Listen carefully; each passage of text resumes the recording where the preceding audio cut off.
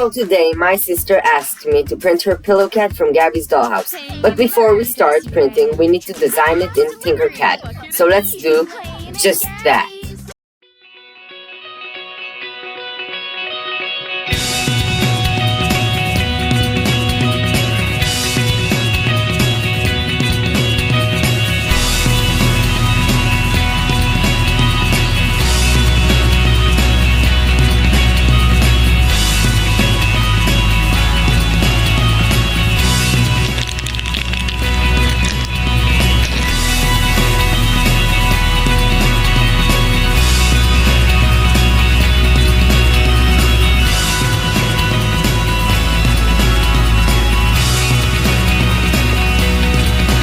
Please consider leaving a like and subscribe and turn that bell on. And I'll see you in the next one.